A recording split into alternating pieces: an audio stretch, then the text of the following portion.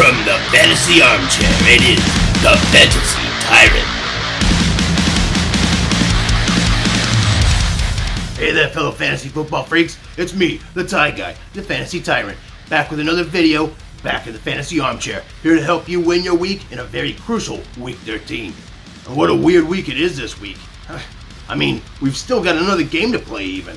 Major suspension, I'll get more into that later on. So now we got a lot of time to prepare for the waiver wire. So take a look at that video I made earlier in the week. I'm also going to do a quick update for that on this video as well.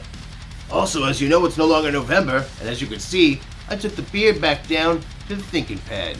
And I've been doing some thinking, and I came up with a new segment I think you're going to love. It's called F, Marry, Kill, Fantasy Edition.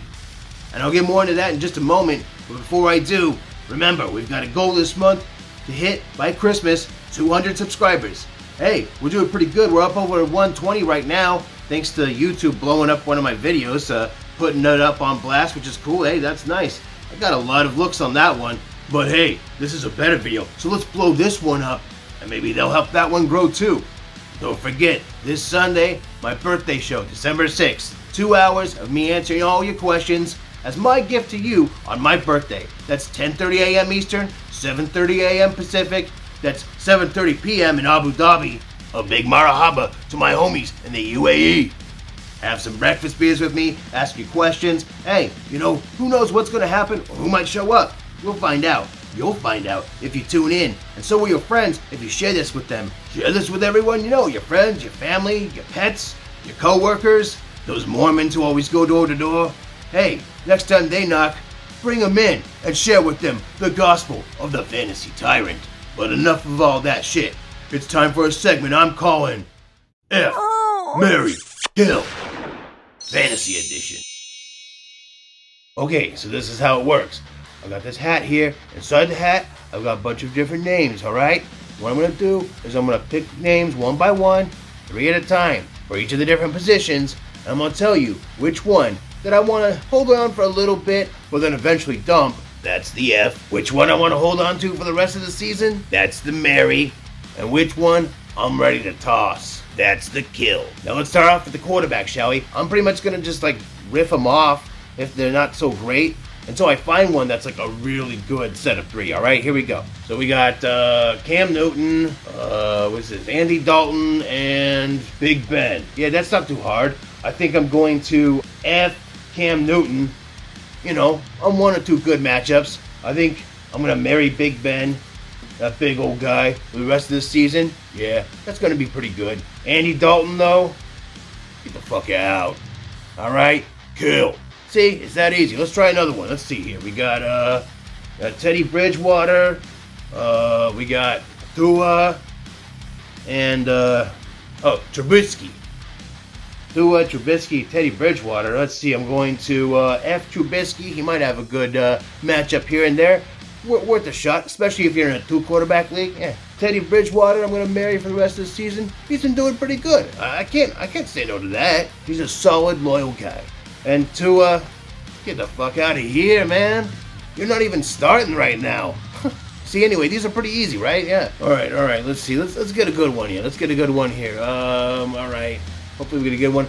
Carson Wentz. That's not a good start. Taysom Hill. Okay. What's this? Kendall Hinton. What the fuck? Who put this in here? What the fuck? Is this some kind of joke? Fuck that guy. And, Kirk Cousins. Pretty interesting matchup. But I think I know how I'm going to do this one. I'm going to F Taysom Hill. He's competent as a QB and runs a lot of wildcat and gadget run plays. You know how much we love running QBs who score touchdowns with their legs. He's a good bye-week filler and a spot starter until Drew Brees comes back. Then I'd kick him to the curb like a lover who don't brush their teeth. Gross. And I'm going to marry Kirk Cousins. He hasn't been the most solid rock in a relationship, but I've seen some progress lately and some promise for the future. Like this week against the Jags, he's got a great matchup. More on that in benches and bumps. Captain Kirk is a second half of season kind of guy, and he's doing it once again. I'm holding on to him, if for no other reason, so that no one else can snatch him up. And I'm gonna kill Wentz. Carson's cavalcade of crap needs to meet its demise. Enough of this guy. Philly needs to switch over to Hurts. And if you have Wentz, You need to switch over to someone else, because, well, he isn't really dead. He may as well be. Yeesh. Alright, so let's move on to the running backs. Here we go. Philip Lindsay. Chase Edmonds. Love that kid. And Mike Davis. Right now I'm going to F. Chase Edmonds. He's a good kid. He's going to have some good games. I want to hold on to him for a little bit, see what happens, with him and Drake. And if Drake drops off again and he picks back up, things might get better. But if he doesn't, he might have to go to the dumps. And I'm going to marry Mike Davis. Hey, CMC might come back, but what if he gets banged up again? He's worth keeping one way or another. They're not just going to toss him to the side. He's been too good for that. Gotta hold on to him, just in case. Especially if you're a CMC owner. Philip Lindsay, he ain't worth shit. Goodbye. Let's try another one here. Let's see, we got Ito Smith, alright. J.K. Dobbins, okay. Lev Bell, alright. Let's see what we do with that. I'm going to F. Ito Smith. Might keep him around. See what happens with that whole situation with the backfield there, If things turn out, they turn out. If not, I can toss them. No big whoop. I'm going to marry J.K. Dobbins. If they fucking figure out just what this kid is there in Baltimore and utilize him, this could be a league winner. Hold on to him. Marry him. Alright? Lev Bell? What the fuck? Stop talking about him. He's a backup. Goodbye. All he's good for is cutting into CEH's work. Fuck him. Alright, let's see if we can get another good one here. Let's see if we can get a good one. Oh, Gio Bernard. There we go. Let's see what else we got. Jamal Williams. Okay. Alright, what else here? Leonard Fournette. Hey, that's a pretty interesting one. I think I know what I'll go with it, too. I'm gonna F Gio. He's had some good matchups, but Mixon could be back soon, so this isn't a long-term relationship. But fun to play around with Gio in the meantime. Kinda like a friends with benefits, if you know what I mean. Keep him around until Mixon comes back. Then it's time for that long walk in the park. And I'm gonna marry Jamal Williams. He's practically splitting touches with Aaron Jones, and while this makes no sense to me, we can't deny that Williams has been effective and is putting up close to RB2-ish numbers on a somewhat consistent basis. Plus his role as the pass-catching back keeps him in flex consideration every week at least. And I'm gonna kill Leonard Fournette. It really is Rojo's backfield. Fournette is toast. He hasn't hit double-digit fantasy numbers since week 7. Dump him like a truck, baby.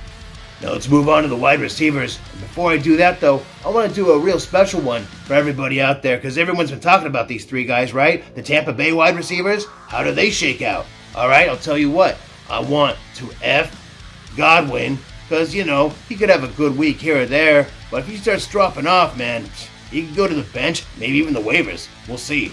I want to marry Mike Evans. This guy has been great. He's not getting the praise or respect that he deserves, but he's been a wide receiver 1 all season, and he's Tom Brady's favorite target, and he's going to be his favorite target moving forward, so why not marry him? That means I'm going to throw Antonio Brown to the dumps, because, hey, he just hasn't acclimated to this offense.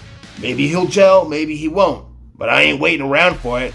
I've got bigger fish to fry, like the playoffs, so I'll go ahead and dump him. So let's see what else we got here, all right? All right, there's Sterling Shepard, Demir Bird, and Kiki Cutie, all right? First, I'm going to F Cutie because there ain't nothing better than F'ing a little cutie, right? We'll see what he does. Now that Fuller's out, he's a slot receiver. Actually, Deshaun Watson likes to throw down the middle of the field, so that might actually work out. We'll hold on to him, see what he does. If it doesn't work out, we can dump him. I'm going to marry my man Shep. I've been pushing for this guy for years. I think he's a lot better than people give him credit for. And I think he's going to be a good, wide receiver 2, wide receiver 3 rest of the season. Just watch. And that means Demir Bird, Bellatrix, hey, goodbye. Get out of here. Let's see what else we got. Jarvis Landry, Corey Davis, and Jerry Jeudy. All right?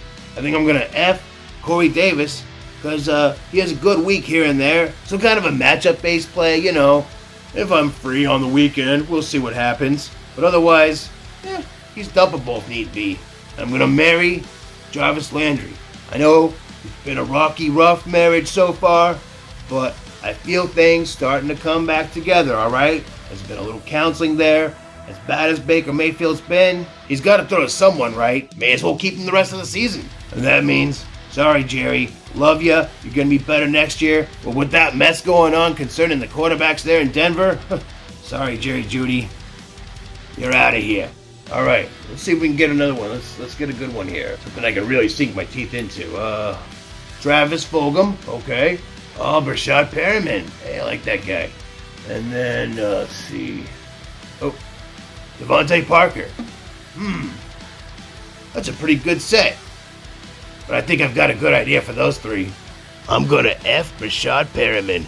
He's been hitting flex with better numbers lately. Even Sam Darnold's starting to favor him over Crowder. Could be just a fling, could be the real thing. Keep him on your bench for now and hold on to him just to wait and see how things unfold. If things go sour, drop him like Amari Cooper drops passes. Take that, Cowboys fans. I'm gonna marry Devontae Parker. Both Fitz and Tua love throwing to this guy. And he's got some great matchups coming up, including this week against the Bengals. And then he's got the pathetic Pats and the ransackable Raiders in the fantasy playoffs. He's been a solid flex with wide receiver 2 upside all season, and I see that continuing regardless of the QB for the Finns. So put a ring on it. You're in for the long haul. And I'm killing Travis Fulgham. Thank you for your time, Travis, but Rager, Goddard, Rodgers, and eventually Ertz and maybe Jeffrey are all that this dismal pass offense needs.